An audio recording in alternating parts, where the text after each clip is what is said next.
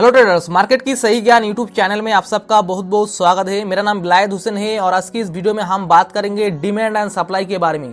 दोस्तों, मार्केट में जो मूव होता है वो डिमांड एंड सप्लाई की वजह से होता है, क्योंकि मार्केट में अगर कोई बाइंग नहीं करेगा, कोई अगर डिमांड नहीं होगा कि बाइंग करने के लिए, तो मार्केट ऊपर नहीं जाएगा, और कोई अगर सप्लाई करने के लिए नहीं सोचेगा तो मार्केट भी नीचे नहीं आएगा।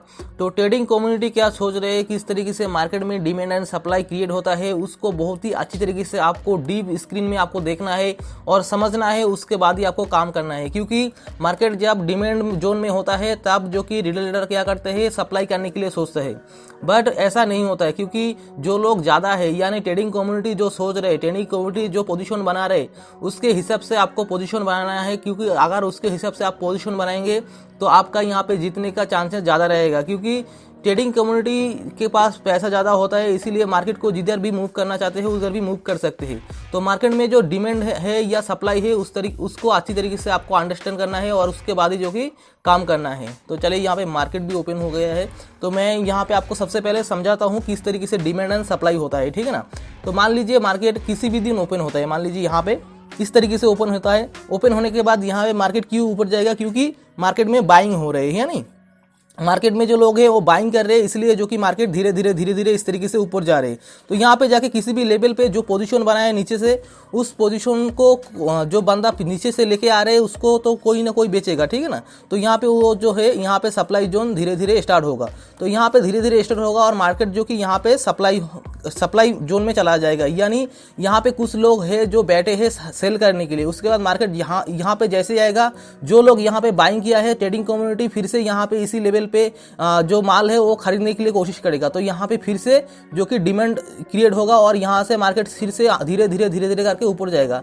और यहाँ पे जाके फिर से जो कि यही माल वो जो नीचे बाइंग किया है उसको फिर से यहाँ पे बेचेगा। यानी यहाँ पे फिर से ये लोग जो बैठा है, ये लोग सप्लाई करने के लिए रेडी है। तो यहाँ पे फिर से मार्केट इस तरीके से नीचे आ जाएगा। मान लीजिए इस तरीके से मार्केट चल रहे हैं और यहाँ पे डिमांड एंड सप्लाई इस तरीके से क्रिएट हो गया है। तो मार्केट इस तरीके से फिर से नीचे आ जाएगा एंड नीचे आने के बाद यहाँ पे फिर से ये लोग बाइंग करेगा और हो सकता है यहाँ पे इस तरीके से चल रहे हैं और इस लाइन को फिर से यहाँ पे जो सप्लाई है, सप्लाई नहीं किया है और ये लोग जो कि जो अपना पोजीशन है नहीं बनाया है, तो यहाँ पे मार्केट इसको ब्रेक कर देगा।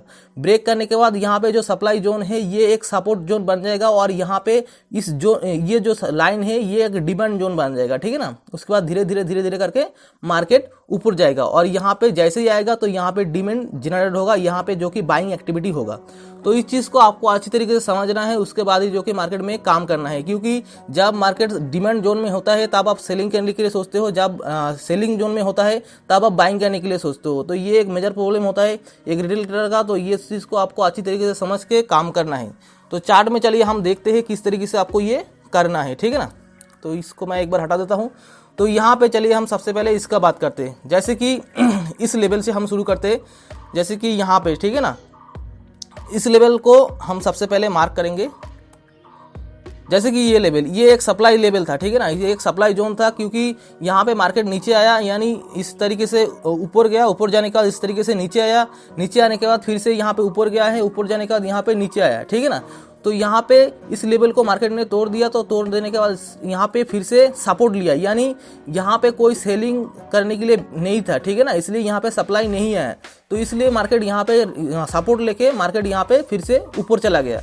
तो इस चीज़ को आपको अच्छी तरीके से समझना है। और यहाँ पे देख सकते हैं मार्केट नीचे आया, आने के बाद इस लेवल पे बाउंस लिया और यहाँ पे बहुत ही अच्छा जो कि एक सप्लाई क्रिएट हुआ। सप्लाई क्रिएट होने के बाद यहाँ पे बहुत ही शार्प फॉल आया और यहाँ पे जो लोग हैं यहाँ पे सेल करने के लिए बैठा था वो लोग सेल किया। उसके बाद इस लेवल को मार्केट ने ब्रेक किया, जैसे कि यहाँ पे ब्रेक किया। ब्रेक करने के बाद यहाँ पे इसको सपोर्ट लिया, ठीक है ना। सपोर्ट लेने के बाद यहाँ पे मार्केट अप साइड अपना रैली किया। तो मार्केट जब सप्लाई जोन में होता है उस टाइम पे आपको जो कि सेलिंग करने के लिए सोचना है। जब मार्केट बाइंग जोन में होता है, यानी डिमांड जोन में होता है, तब आपको बाइंग करने के लिए सोचना है। यानी मार्केट मान लीजिए इस तरीके से जा रहे हैं, तो इस तरीके से जा रहे हैं, तो पिछली जो हाई है यहाँ पे लोग बैठा है, ठीक है ना, यहाँ पे लोग बैठा है सप्लाई करने के लिए। तो आप यहाँ पे बाइंग करने के लिए नहीं सोचना है, क्योंकि आपको भी सप्लाई करने के लिए सोचना है। ट्रेडिंग कम्युनिटी क्या सोच रहे हैं उसके जैसा आपको सोचना है। वो लोग जैसे यहाँ पे काम करेगा उस तरीके से आपको काम करना है।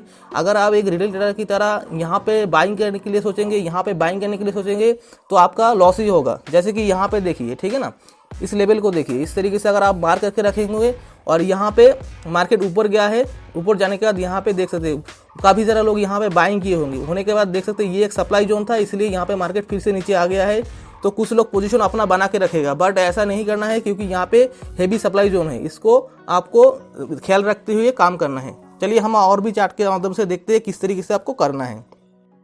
तो आप देख सकते हैं मार्केट यहाँ पे ओपन हुआ है, ओपन होने के बाद मार्केट ऊपर गया है, ऊपर जाने के बाद जो लोग नीचे बाइंग किया है वो लोग अपना पोजीशन को यहाँ पे स्क्वायर अप किया है, यानी पोजीशन को एग्जिट किया है। और यहाँ पे कुछ लोग था जो इस मार्केट को डाउन मतलब सप्लाई करना चाहते हैं यानी सेल करना चाहते हैं, तो यहाँ पे फिर से मार्केट यहाँ पे नीचे आया है। तो यहाँ पे जो मार्केट ऊपर गया है, तो यहाँ पे ऊपर जाने के बाद जैसे यहाँ पे ग्रीन कैंडल बनाता है तो रिटेल ट्रेडर क्या करता है, यहाँ पे बाइंग करने के लिए सोचता है, बट ऐसा आपको बिल्कुल भी नहीं करना है। देखना है कि ट्रेडिंग कम्युनिटी क्या सोच रहे हैं, उसके हिसाब से आपको काम करना है। उसके बाद मार्केट यहाँ पे फिर से जो कि सपोर्ट लेता है एंड मार्केट यहाँ पे ऊपर जाता है।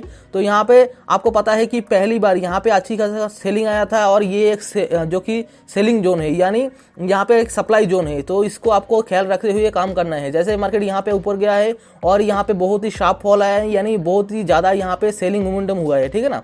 तो आपको उसी वक्त जो कि सेलिंग करने के लिए सोचना है, क्योंकि ये जो लोग है इसको मतलब तोड़ सकते हैं। तो यहाँ पे देख सकते हैं नीचे गया है, नीचे जाने के बाद इस डिमांड जोन में अपना जो कि डिमांड क्रिएट किया है, बट यहाँ पे मार्केट सस्टेन नहीं कर पाया है।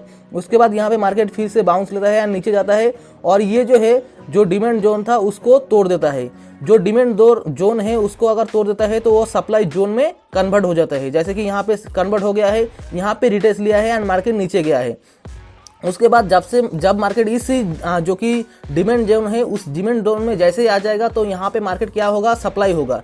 जैसे कि यहाँ पे देख सकते हैं मार्केट जैसे ही इस डिमांड जोन पे आ जाएगा ऐसे ही मार्केट जो कि यहाँ पे सप्लाई मोमेंटम करेगा और नीचे मूव करेगा। तो अगर डिमांड जोन का नीचे है मार्केट तो यहाँ पे सप्लाई होने का चांसेस ज़्यादा होता है। तो आपको ये ख्याल रखना है, अगर मार्केट मान लीजिए इसका ऊपर चला आता है तो मार्केट यहाँ पे फिर से डिमांड जोन में आ जाएगा और यहाँ पे जो कि ऊपर का ये जो सप्लाई जोन है यहाँ पे जाके टकराएगा। तो इस चीज़ को आपको ख्याल रखना है। और यहाँ पे मान लीजिए मार्केट इस तरीके से हो सकता है कि इस डिमांड जोन में जो कि सपोर्ट लिया है, सपोर्ट लेने के मार्केट इस तरीके से गया है और सप्लाई जोन में सप्लाई आया है और इस सप्लाई जोन को जो कि तोड़ दिया है। तोड़ देने के बाद इसी जो सप्लाई जोन है ये एक डिमांड जोन क्रिएट हो जाएगा, क्योंकि इसके ऊपर अभी बायर आ गया है, ठीक है ना। बायर का पावर जो कि अभी ज़्यादा है, इसीलिए डिमांड के ऊपर जो कि वो लोग अपना पोजीशन को बनाएगा और इस यहाँ पे न्यू जो सप्लाई जोन है यहाँ पे क्रिएट करेगा। तो यहाँ पे फिर से जब दूसरा जो सप्लाई जोन है यहाँ पे आ जाएगा तो यहाँ पे सेलिंग करेगा और यहाँ पे डिमांड जोन जो है ये डिमांड जोन ये एक जो कि सप्लाई जोन है ये एक डिमांड जोन बन जाएगा, यहाँ पे जो कि अपना माल को बाई करेगा। तो यहाँ पे फिर से डिमांड जोन क्रिएट होगा और यहाँ पे सप्लाई जोन क्रिएट होगा। तो इस लेवल का ऊपर अगर मार्केट जाता है तो यहाँ पे फिर से demand zone and supply zone create होगा। तो चलिए मैं और भी कुछ चार्ट आपको दिखाता हूँ जहाँ पे इस तरीके से होते रहते हैं, ठीक है ना। तो जैसे कि इस चार्ट को आप देख सकते हैं, यहाँ पे शुरू करते हैं। जैसे कि इस चार्ट को आप देख सकते हैं, यहाँ पे ये एक बहुत ही अच्छा डिमांड जोन था, मार्केट यहाँ पे गया है, यहाँ पे जाने के बाद फिर से नीचे आया है और यहाँ पे मार्केट जो कि बहुत ही अच्छा यहाँ पे सेलिंग हुआ है। तो यहाँ पे आपको पता है कि ये एक सप्लाई जोन है, यहाँ पे मार्केट जाने के बाद आपको सप्लाई करना पड़ेगा, यानी ट्रेडिंग कम्युनिटी ये सोचेगा कि इस लेवल पे जो कि इंस्टीट्यूशन है वो लोग क्या करेगा, यहाँ पे सेल करने के लिए सोचेगा। तो यहाँ पे जैसे ही मार्केट जाएगा तो आपको यहाँ पे सेल करने के लिए सोचना है। उसके बाद देख सकते हैं यहाँ पे मार्केट डाउनफॉल किया है, बहुत ही अच्छा डाउनफॉल किया है और इस जो डिमांड जोन है इसको मार्केट ने तोड़ दिया है। तोड़ देने के बाद आपको तुरंत जो कि यहाँ पे शॉर्ट नहीं करना है, क्योंकि ट्रेडिंग कम्युनिटी ये जानते हैं कि मार्केट इस जो डिमांड जोन है इसको रिटेस्ट करेगा, ठीक है ना। और रिटेस्ट करेगा तो वो मार्केट जो कि यहाँ पे डाउनफॉल करेगा। अगर ये रिटेस्ट नहीं करेगा तो मार्केट अगर इसके ऊपर आ जाता है तो ये जो सप्लाई जोन है इसको तोड़ के ऊपर जा सकते हैं।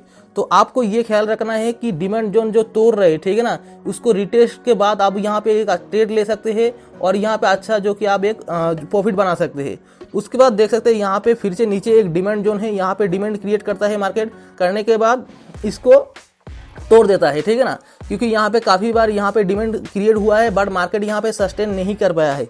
उसके बाद मार्केट जैसे इस डिमांड जोन को तोड़ देता है, उसके बाद इस डिमांड जोन को आप पता है कि यहाँ पे डिमांड जोन को जैसे ही तोड़ा है, यहाँ पे जैसे ही ऊपर आएगा इस डिमांड जोन के नीचे इस जगह पे ट्रेडिंग कम्युनिटी सोचेगा कि यहाँ पे सेलिंग करने के लिए।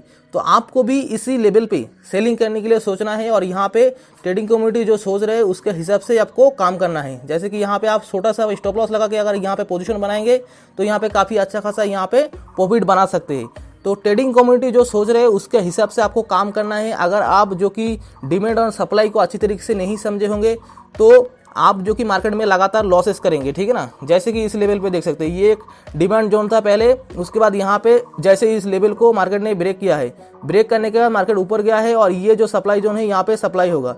जैसे ही इस लेवल को तोड़ दिया है, यानी इस लेवल को तोड़ दिया है तो मार्केट क्या करेगा, यहाँ पे देख सकते हैं जैसे इस लेवल को तोड़ दिया है तो ये एक डिमांड जोन था पहले से, तो यहाँ पे आके फिर से वो डिमांड क्रिएट करेगा।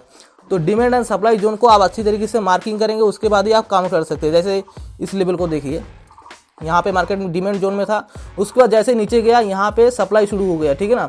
बट यहाँ पे इस डिमांड जोन को तोड़ के ऊपर आ गया, तो यहाँ पे फिर से इस जो डिमांड जोन है फिर से यहाँ पे रेडी हो गया है और मार्केट यहाँ से धीरे धीरे करके अपना demand zone and supply zone create करते करते मार्केट जो कि ऊपर जाएगा, ठीक है ना। दोस्तों आज का डेट है 24 जनवरी 2023। तो मैं अपना जो कि वीडियो रिकॉर्ड कर रहा हूँ, तो ये यहाँ पे देख सकते हैं जैसे कि मार्केट यहाँ पे ओपन हुआ है, ठीक है ना। ये 23 तारीख का जनवरी का, तो यहाँ पे मार्केट ओपन हुआ है, नीचे आया है, तो ये एक पहले सप्लाई जोन था, ठीक है ना। अभी मार्केट जो कि ओपन हुआ है, तो मैं अभी लाइव आपको दिखा रहा हूँ। तो जैसे कि यहाँ पे ओपन हुआ है, ये एक डिमांड जोन है, ठीक है ना। इसको मैं मार्क करता हूँ इस तरीके से, ठीक है ना। तो यहाँ पे देख सकते हैं ये एक डिमांड जोन है, अभी इसके ऊपर मार्केट आ गया है। अगर बाई चांस अगर मार्केट इसको तोड़ देता है तो ये डाउनफॉल करेगा। अगर मार्केट इसी डिमांड जोन में सपोर्ट लेता है, सपोर्ट लेने के बाद यहाँ पे मार्केट ऊपर जाता है तो इस लेवल को रिस्पेक्ट करके फिर से ऊपर जाएगा। यहाँ पे जाके कहीं जगह पे वो सप्लाई करेगा, यानी जो पोजीशन यहाँ पे बनाएगा उस पोजीशन को इस जगह पे एग्जिट करेगा। यहाँ पे सप्लाई जैसे ही होगा तो कुछ लोग यहाँ पे सेल करने के लिए सोचेगा, तो वो लोग जो सेल करेगा फिर से मार्केट यहाँ पे नीचे आएगा, हो सकता है इसको तोड़ देगा, या हो सकता है इसी जगह पे फिर से इंस्टीट्यूशन, बैंक एंड उन सारी लोग जो कि यहाँ से फिर से अपना पोजीशन को बनाएगा। उसके बाद यहाँ पे फिर से ऊपर जाएगा तो इसी लेवल पे फिर से सेलिंग होगा। अगर इसको तोड़ देता है तो यहाँ पे नीचे आ जाएगा, या हो सकता है इसको अगर तोड़ देता है तो यहाँ पे फिर से एक डिमांड जोन क्रिएट होगा एंड अपसाइड मोमेंटम करेगा। दोस्तों डिमांड एंड सप्लाई जोन को आपको मार्केट में अच्छी तरीके से समझ के काम करना है, क्योंकि डिमांड एंड सप्लाई जोन को अच्छी तरीके से नहीं समझने की वजह से बहुत सारे लोग जो कि मार्केट में लगातार लॉसेस करते हैं। तो उम्मीद करता हूं दोस्तों आपको ये वीडियो बहुत ही अच्छा लगा और इस वीडियो के माध्यम से आपने कुछ सीखा, समझा। और मैं चाहता हूं आपको स्टॉक मार्केट के बारे में लगातार ऐसे ही नॉलेज मिलते रहे और लगातार आप स्टॉक मार्केट में इस तरीके से काम करते रहे। वीडियो देखने के लिए बहुत बहुत धन्यवाद, और अगर आप हमारे चैनल में पहली बार है तो चैनल को जरूर सब्सक्राइब करें। Thanks for watching guys.